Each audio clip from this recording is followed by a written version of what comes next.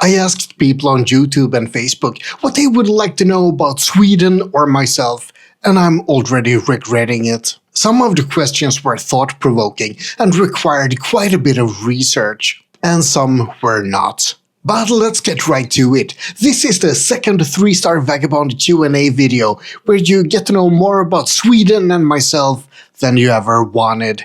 Negi557 asks if it's true that most restrooms in Sweden are paid only, and also if there are many gender-neutral restrooms. Yes and yes, it's rare to find a public restroom that's free to use in Sweden. Someone has to pay for the service. It's not covered by taxes, so you'd better cough up those 10 kronor.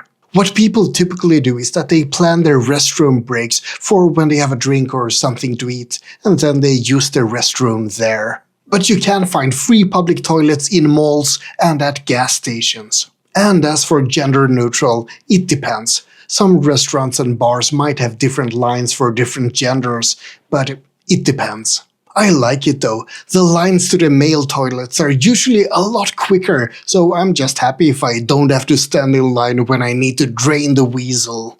Danielle wants to know why Sweden has a fascination for weird things like banana in savory dishes. Sweden has actually had a fascination with bananas for over 100 years. Sweden is actually the country that consumes the most amount of banana per capita in the world among non-banana producing countries. So, since it's a beloved fruit, people wanted to mix it with all newfangled foods that came to Sweden, like tacos or pizza.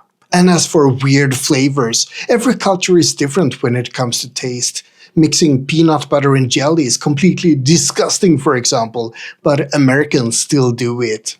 Mindy would like to know what a good gift is to bring from the US to a Scandinavian. I don't think there's anything in the US that we want, to be honest. Nah, I'm just kidding. Some really Americana things are actually really appreciated. You know, signs and flags and the whole bombastic US memorabilia thing. Other things that could be fun is American food or snacks or hot sauce or brands that we don't have over here. And in general, if you think that something is common and boring over there, then it's probably pretty exotic here.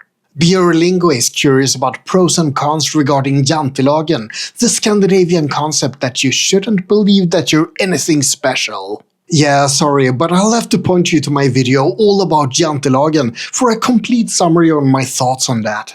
But he also wonders if Sweden is boring. Of course it is, and that's exactly the way we want it. There's an old curse that goes, "May you live in interesting times," and Swedes definitely agree with that sentiment. Interesting sounds horrible, better to be boring and lagom. Contemplative Leaf would like to know where people go swimming in Sweden, and the answer is everywhere. The country is filled with lakes and coastline, and Swedes have no sense of cold, so they swim whenever the sun is out. There's actually plenty of nice rocky beaches as well as sandy beaches, especially on the islands of Öland and Gotland, but all over Sweden as well.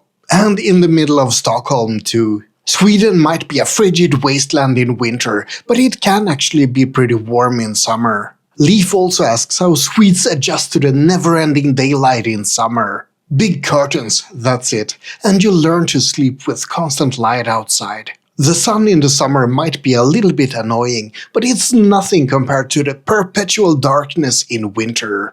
I actually just saw a question that I think that I need to address.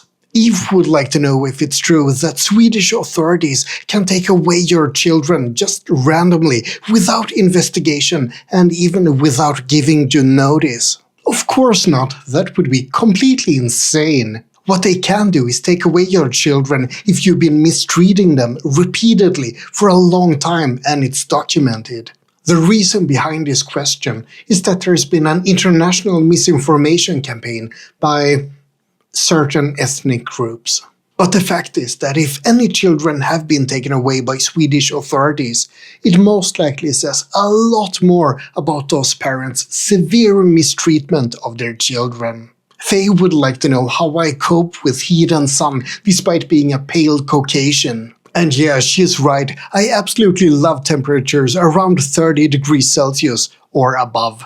Partly it could be because I'm half Yugoslavian, so I might have some hot weather genes from down there. But as you've seen in some of my videos, my cheeks and my nose in particular still burns extremely easily. It's not helped by the fact that I absolutely suck at remembering to put on sunscreen. It's just so icky. Richard would like to know if it's true that all residents in a building have to approve your rental application if you want to live in a flat. Well, that's not true. It would be extremely impractical, but you do have to be approved by a board or by the landlord, of course. For some reason, and I'm not gonna ask why, he's also curious if Swedes are nervous about seeing each other's underwear when doing laundry in communal washing facilities. Look, we're introverted and reserved, but we're not prude. It's just underwear, and it's not like most of us go down to the washing facilities just wearing underwear. Even if some of us do, I mean, putting on pants is so much work. Scientique wants to know if Nordic people don't wear slippers in the bathroom because our bathroom floors are often heated. Well, first of all, why do you wear slippers in the bathroom? Or why do you wear slippers at all? Don't you have socks? I do actually wear slippers sometimes in winter, big fluffy sheepskin slippers, but then I wear them in the bathroom as well. The warmer the better. A heated floor in combination with big fluffy slippers is just an added bonus. Nathan doesn't even have a question, he's just writing gibberish in the comments. Nah, he's referring to a famous Swedish tongue twister, Sju sjösjuka sjömän, 7 seasick seamen. The idea is that the sh sound is different in each of the words, so you really have to enunciate your Swedish well. Swedish actually has a metric crapton of different sh sounds. Sju, stjärna, dusch, självklart, schack, passion, and so on. But most people who say Sju sjösjuka sjömän these days don't really differentiate all that much between the sounds. Oh, and while Sweden has tons of different sh sounds, we actually don't have an affricate ch sound. That's why you hear Swedes mix up cheap and sheep so often. Did I get it correct? I hope so. Paul wants to give me a Sophie's choice, and he asks which Swedish store I think is best, IKEA or Clas Ohlson. Well, neither of them. The science fiction bookstore is the best Swedish store. Sarah asks who might invite from anyone in the entire world, even including historical characters and cartoon characters. I could be a bit cheeky and mention some porn star names. Or I could be pretentious and invite Einstein or Aristophanes or Noam Chomsky. As for cartoons, I'd love to have a drink with Dahlia from the anime Dahlia in Bloom. But I'll go for a bit of a bombshell instead and say that I'd want to catch up with my dead ex-wife so I can tell her all about my travels. And she can tell me all about what it's like down there in hell. On a similar note, Rosalind is curious about who my favorite historical character is. Impossible to say, but I think that Oscar Wilde or Shakespeare are absolutely amazing, at least from their works. There's just something about skill mixed with cynicism that really appeals to me. Dora Cage wonders why there are so many motorcyclists around McDonalds at Sveavägen in Stockholm.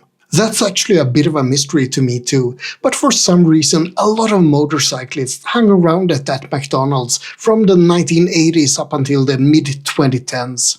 I really have no idea though. If anyone knows, please let me know in the comments. Now let's talk about some travel. Gothic Stone wants to know if I've ever thought about moving to another country. Absolutely, I've considered moving to the UK or the US or Iceland for work. I've also thought about moving to some low-cost country like Vietnam or Cambodia. But I think that Singapore would be my absolute dream place to move to. It's warm, it's pleasant, it's clean. I like Singapore. But there's always one reason or another that's kept me at home. Mostly a partner or work or both. And it is a bit scary to just pack up and move as well. Andrew wonders if I have an easier time to analyze Sweden's unique traits because I've seen a lot of the world. Yeah, to some degree maybe. I've visited quite a few countries. I'm up to 51 countries now.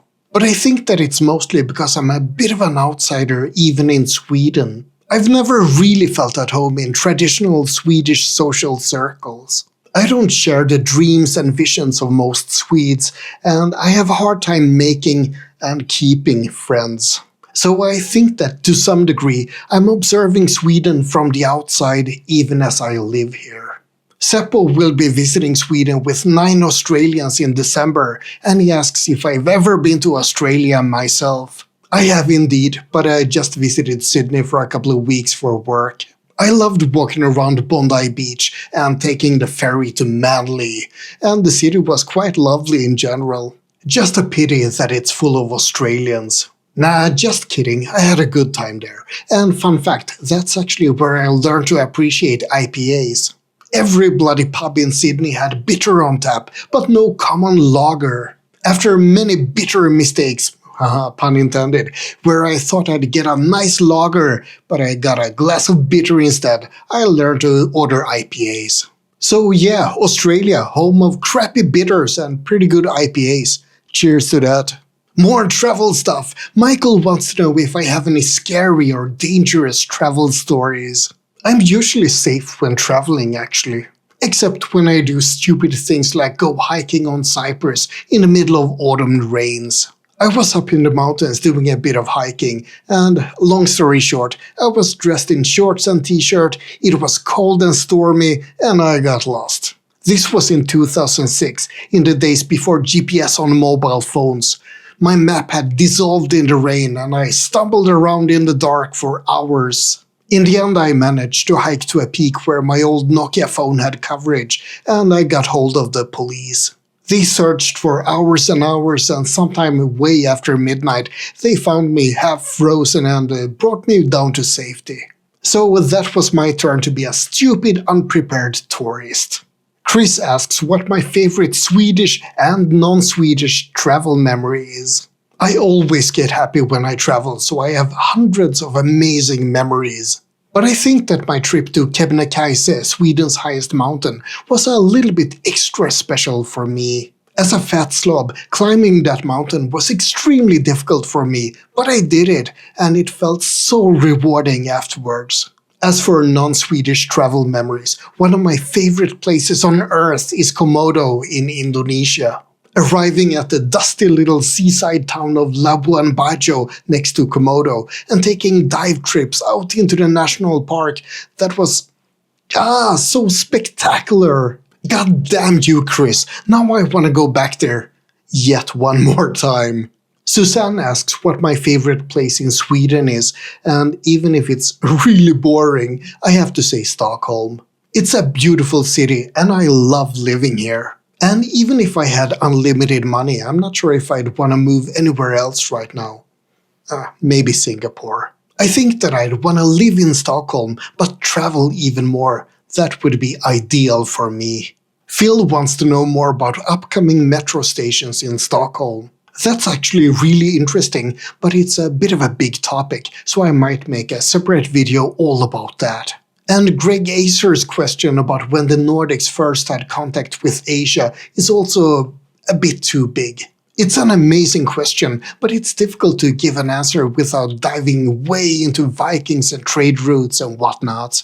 And finally, Alexander asks if Swedes actually go to all the museums we have in Stockholm. Absolutely, there's tons of people from Stockholm and all over Sweden who visit these museums. Swedes might be a bit boring and introverted, but at least we appreciate our museums. And that's about it for the second 3 Star Vagabond Q&A video. I hope you found it interesting. Like and subscribe, but most importantly, have a great day.